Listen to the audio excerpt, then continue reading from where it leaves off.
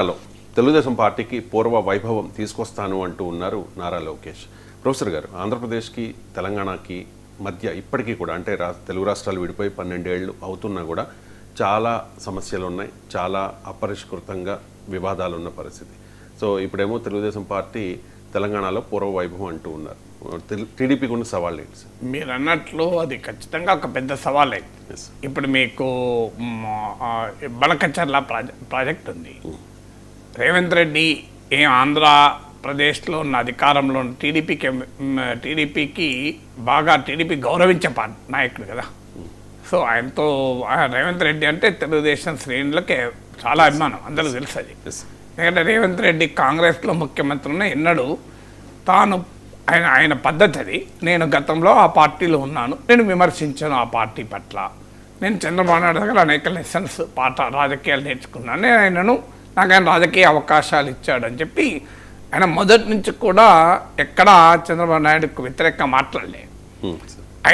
TRS నుంచి పెద్ద attack వచ్చినా కూడా ఆయన ఈ స్టూడ్ బై స్టాండ్, ఎక్కడ తొనకలేదు బెనకలేదు. కానీ అలాంటి రేవంత్ రెడ్డి ప్రభుత్వం కూడా బనకచర్ల ప్రాజెక్టు వ్యతిరేకించింది కదా. మరి ఇప్పుడు తెలంగాణ తెలుగుదేశం వైఖరి ఏంటి బనకచర్ల ప్రాజెక్ట్ పైన? పోలవరం ముంపు మండలాలని తెలంగాణకి ఇవ్వాలి అని తెలంగాణ డిమాండు. ముంపు మండలం ఇవ్వాలని వ్యతిరేకించింది తెలంగాణ. మీకు 7 మండలాలు. ఇప్పుడు మీకు దానిపైన తెలంగాణ తెలుగుదేశం వైఖరి ఏంటి? అదంటే పోనీ అయిపోయిందిగా, దాని గురించి ఎవరు పట్టించుకోవడం లేదు ఇప్పుడు, నిజమే. కానీ భద్రాచలానికి సంబంధించిన 5 ఆంధ్ర గ్రామాలు ఉన్నాయి. మీకు ఏటిపాక, కన్నాయగూడెం ఇవన్నీ. మరి ఈ ఊర్లను తెలంగాణకి ఇవ్వమని తెలంగాణ ప్రభుత్వం కోరుతోంది. మీకు దానిపైన తెలంగాణ తెలుగుదేశం లోకేష్ వైఖరి ఏంటి అంటే బనకచర్ల పైన వైఖరి ఏంటి అంటే దీనిపైన అడుగుతారు కదా. ఆంధ్రప్రదేశ్లో ప్రభుత్వంలో ఉన్నారు కదా, ఒక 5 గ్రామాలు ఇవ్వచ్చు కదా, దానివల్ల ఆంధ్రప్రదేశ్కి వచ్చే నష్టమేమీ లేదు కదా. రాములవారి గుడి తెలంగాణలో ఉంది, రాములవారి భూములు ఆంధ్రప్రదేశ్లో ఉన్నాయి, గుడిని అభివృద్ధి చేయడానికి అడ్డంకిగా ఉంది అది. భద్రాచలానికి కరకట్ట కొంత భాగం ఆంధ్రప్రదేశ్లో ఉంది, కరకట్ట అభివృద్ధి చేయాలంటే 2 రాష్ట్రాల కోఆర్డినేషన్ ఇబ్బందిగా ఉంటుంది, ఇవ్వచ్చు కదా అంటే ఇస్తున్నారా? మరి తెలంగాణ ప్రజలు అడగరా రేపు వచ్చినప్పుడు? అలాగే పాలమూరు రంగారెడ్డి ఎత్తిపోతల పథకం ఆంధ్రప్రదేశ్ ప్రభుత్వం అభ్యంతరాలు చెప్పింది. మరి దానిపైన మీరు అభ్యంతరాలు చెప్తే పాలమూరులో రంగారెడ్డిలో ఎట్లా పోయి ప్రచారం చేస్తారు? హైదరాబాద్ తెలంగాణలో ఎలా ప్రచారం చేస్తారు? అభ్యంతరాలు రావా?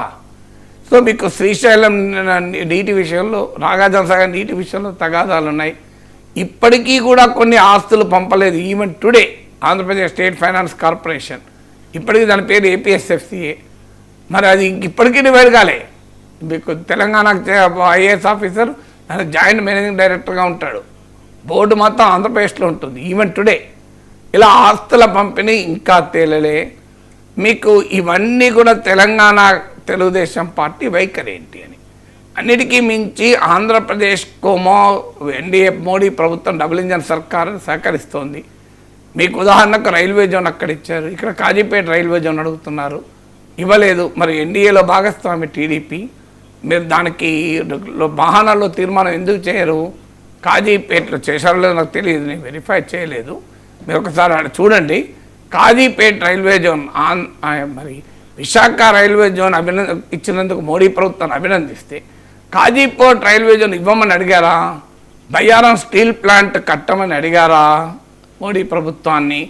హైదరాబాద్కు ఐటీఐఆర్ ప్రాజెక్ట్ ఇవ్వమని అడిగారా? ఆంధ్రప్రదేశ్కు పోలవరంకు జాతీయ హోదా ఇచ్చినట్లు ఇక్కడ జాతీయ హోదా ఇవ్వండి, పాలమూరు రంగారెడ్డి ఎత్తిపోతల పథకానికి అడిగారా? అంటే తెలంగాణ డిమాండ్ల పైన మహానాడులో ఎన్ని తీర్మానాలు చేశారు చెప్పండి. మోడీ ప్రభుత్వం ఇవ్వాల్సినవన్నీ ఉన్నాయి కదా, బాకీలు ఇవన్నీ విభజన చట్టంలోనే ఉన్నాయి కదా, మరి ఎందుకు ఇవ్వరు అని అడగాలి కదా మహానాడులో తీర్మానం చేయకుండా. అంటే తెలంగాణ ప్రజల కన్సర్న్స్ పైన మహానాడులో తీర్మానం చేయాలి కదా. ఇప్పుడు తెలంగాణ తెలుగుదేశం పార్టీ వారు బనకచర్లను అపోజ్ చేస్తూ తీర్మానం చేశారా, ప్రవేశపెట్టారా?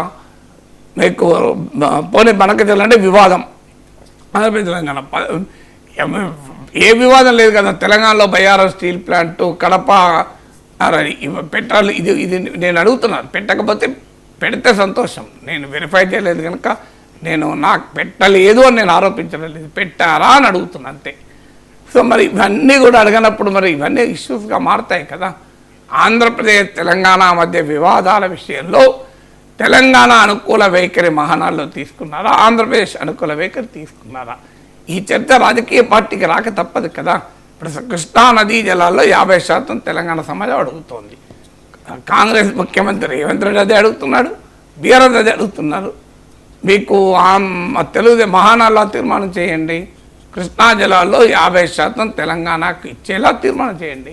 అప్పుడు తెలంగాణలో పూలదండలే స్వాగతం పలుకుతారు కదా. ఒక్క పని చేసి లోకేష్ వచ్చాడు తెలంగాణకు, నేనే వెళ్ళి పూలదండ వేస్తా. ఎందుకంటే చాలా కాలంగా డిమాండ్ ఇది తెలంగాణ నుంచి. ఆంధ్ర నుంచి వ్యతిరేకత సహజం, ఆంధ్ర వ్యతిరేకత తప్పు పట్టలేము. ఎందుకంటే 50% ఇప్పుడు కృష్ణానది జిల్లాలో ఎక్కువ భాగం ఆంధ్ర తీసుకుంటున్నప్పుడు ఇవ్వాలంటే ఎవరికైనా నష్టం కదా. కానీ ఈ వివాదాన్ని పరిష్కరించినందుకు నేను లోకేష్ నేనే పూలదండ వేస్తా. ఆంధ్ర తెలంగాణ మధ్య ఏ వివాదాలు ఉండకూడదని కోరుకుంటా కనుక మరి బెస్ట్ కదా. 50% కృష్ణా జలాల్లో తెలంగాణకు వాటా రావాల్సిందే అని చెప్పి మహానాడులో ఒక తీర్మానం చేసి హైదరాబాద్కి వస్తే మామూలుగా స్వాగతం పలకరు తెలంగాణ వాదులు, అసలు పూలదండలే స్వాగతం పలుకుతారు. ఈ ఒక్క పని చేసి రమ్మనండి, బ్రహ్మాండంగా ఉంటుంది కదా. ఇక